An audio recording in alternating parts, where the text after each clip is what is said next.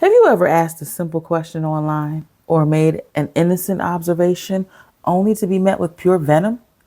Suddenly, you're not a curious person, you're public enemy number one. Welcome to the comment section, humanity's favorite digital coliseum, where curiosity is a crime and insults are the only currency. Because let's be honest, people don't read to understand anymore, they read to attack. A harmless question becomes an agenda. A different opinion becomes an assault. And instead of thinking, people launch into insults like gladiators charging into battle. And the saddest part of all of this, the very saddest part of all of this, the crowd loves it. Algorithms reward outrage, not insight. And your nastiest remark is more likely to trend than your kindest word. We live in a trigger culture where even politeness is suspicious. Ask something too plainly, you're stupid. Phrase it too intelligently, you're pretentious. There is no winning. It's less a conversation and more a witch trial, with the jury being made up of strangers who didn't even bother to read what you actually wrote.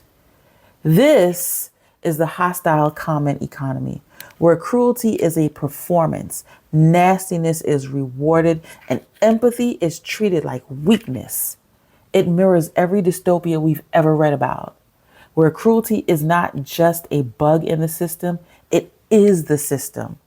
On every platform, insults buy clout, and silence is the tax we pay to avoid it.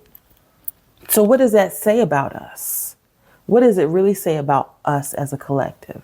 That we've become addicted to outrage, that insecurity now wears the mask of confidence, and that we're more comfortable tearing each other down than daring to think together as a collective? You know what? Here's the bitter truth that no one likes to talk about. The average American reads at about a 7th or 8th grade level. That means most adults can decode words, but struggle with nuance, context, or layered arguments. Functional literacy often caps at about 7th or 8th grade, while only a smaller group, maybe about 12 to 14%, read comfortably at a college level. So when they read your question, most of the time, they don't even understand it. When they read your comment, it's going somewhere else other than their understanding. They skim, they misinterpret, and then they lash out because reacting is easier than wrestling with complexity. So this is more than just bad manners online. It's about a nation where literacy has stalled and the ability to think critically is gone.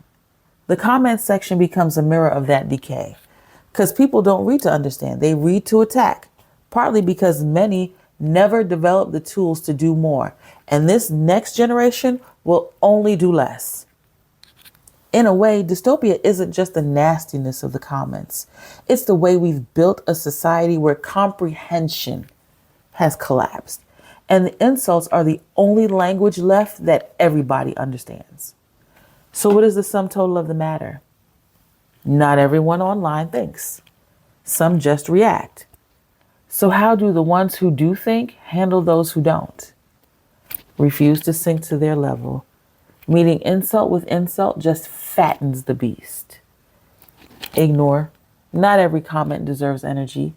Silence can be more powerful than a clapback. And when you do respond, it's not for the troll. It's for the silent audience watching.